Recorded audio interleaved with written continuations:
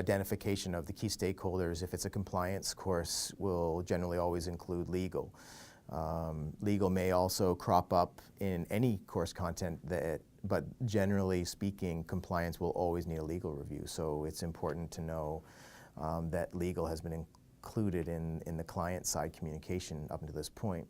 I've also been involved with projects where it was a non-legal topic, but at the last minute, it was identified that legal needed to review the content, which impacted the development effort, the scope, the time, and everything else involved. So again, it's identification of your key stakeholders and thinking a little bit more about who needs to be involved. I know I need someone that knows the content. I know I need someone who's going to manage the process from a customer perspective, but who else is going to want to have a say?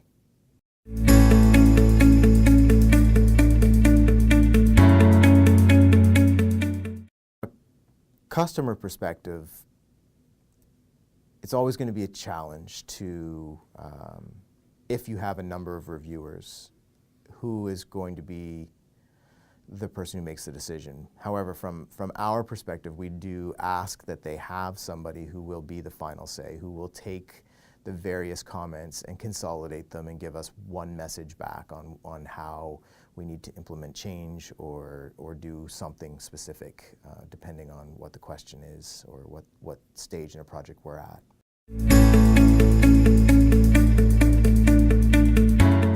Absolutely. Generally speaking, the biggest thing outside of not including talking about dollars would be time. Most projects slip on time due to clients needing longer to do reviews because it's not their day job. It's not the job that they're paid to do. It's an extra project generally that they're being asked to help on, pitch in on. And so their focus is always going to be split. Their availability is subject to change at a moment's notice, so they may know in their schedule well in advance that they're expected to do a review from Tuesday to Thursday. However, maybe they get called into a big meeting and they don't have time anymore.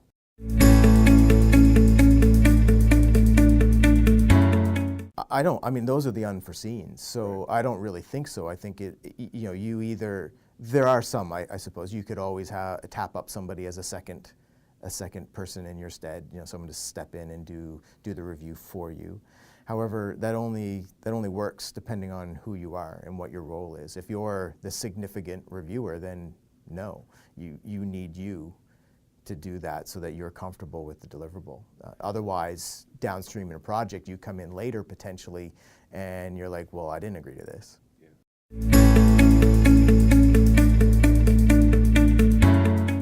First is design.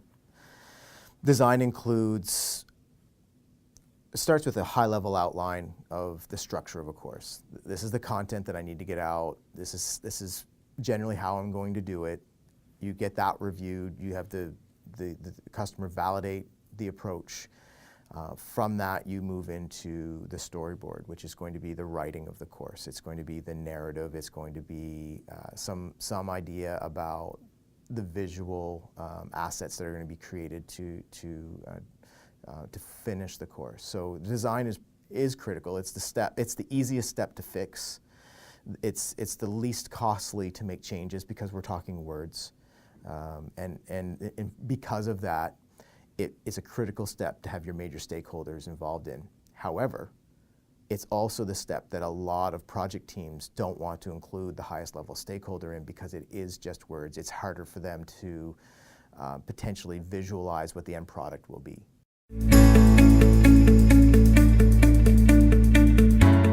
So after the design stage comes the development, the fun stuff. It's where we add the visuals, the audio, the multimedia presentation. So we run with 2 or 3 reviews. I like 3 because it gives one additional opportunity to review the full course. So we'll call it primary. It's often called alpha, but it's your first chance as a client to review what the course is going to feel like, look like, what the experience is going to be from a writing for the audio to the visual. So it's important. This one absolutely should have all stakeholders involved in it. because any changes here, we do expect some level of change. So you have it as early as possible in the process, the better. So primary or alpha, that's the first step of the actual full functioning course. So we get feedback, we agree to what the changes should be, we make those changes, then we'll provide a secondary deliverable based off of all of those changes that we agreed to, and often it's called beta as well. And again, I mean, it's just another version of that primary deliverable. It's the updates, it's what came from the discussions of their reviews of the first full deliverable. And after that, we have what we would call final or a gold final. And that's just a check that any of the changes that we agreed to in that secondary deliverable have been implemented, and then we're good.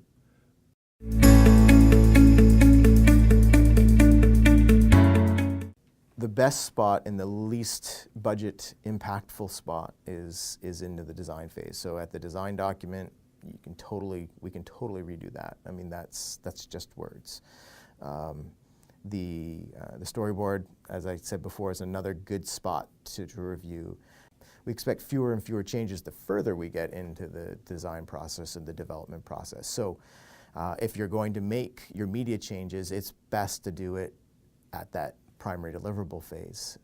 As we get into secondary, we're expecting less change, and then at final, you've had 2 full reviews of the fully functioning course. We're really expecting that is just a check mark of yes, you've implemented the changes that we discussed.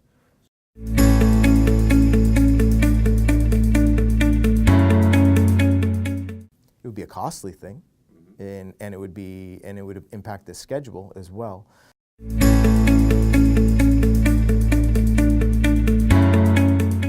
You need to review it because they're still your words at the end of the day. It's still your content at the end of the day. Now, we use our expertise in instructional design and media development, but you still need to make sure that it fits what you are looking for. You provide us source content and we write from there, and we use the design document to guide us on how we should be writing, and we use a storyboard to validate that we're in the right, going in the right direction. However, it is important at each of these steps to get your feedback so that we can ensure that we're going in the right direction.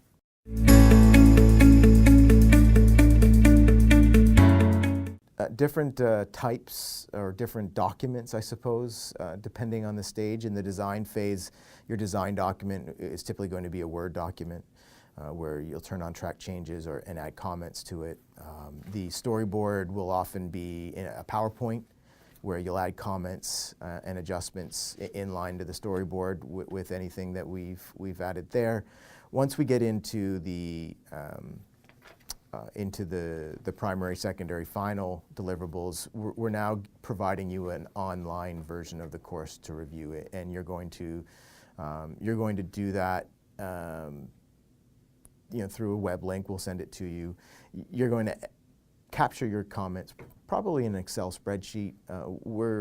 Again, it's a collaborative process, so we work with you to determine the best way that you can do it. We will provide templates that we utilize, and we can adjust them to meet your needs.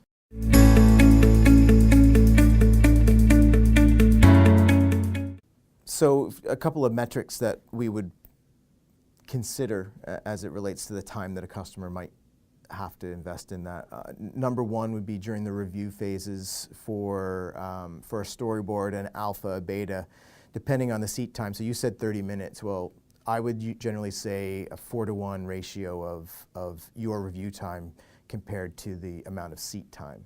So for those major deliverables, storyboard, primary, and secondary, I'm saying that should be about 2 hours each for those deliverables. Your gold, again, this is the third time you've seen that particular deliverable. It's really just a sanity check to make sure everything's done.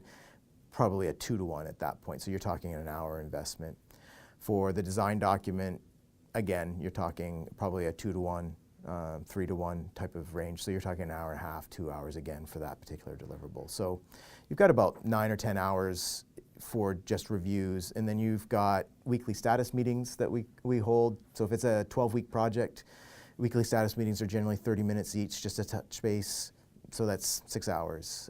You've got some content activities. We're going to ask you questions. You're going to fill some gaps. Probably a half day, 4 hours, and then there's going to be back and forth, sort of incidental things that you're going to have to do, whether you're communicating with your internal team or with our project team. Another 4 to 6 hours. So I think all in all, you're talking 20 to 25 hours of commitment for a 30-minute course.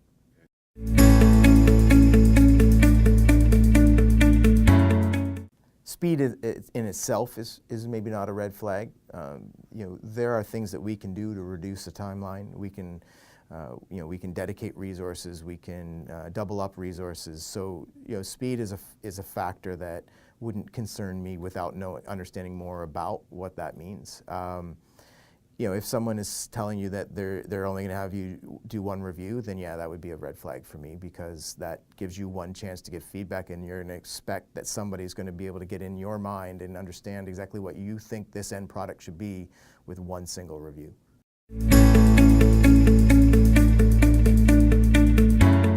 I mean, I don't know that the words that they use, the catchphrases, buzzwords, I don't know that they're particularly important. Personally, we use them because they're repetitive and we deal with them every day.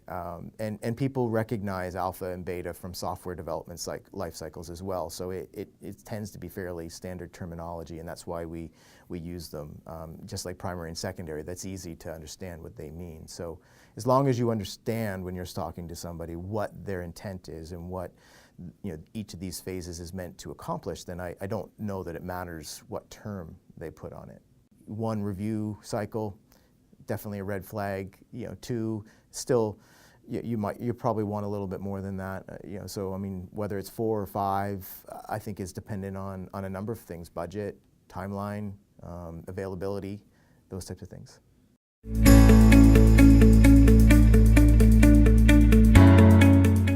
Anything in life and business, it's a gut feel.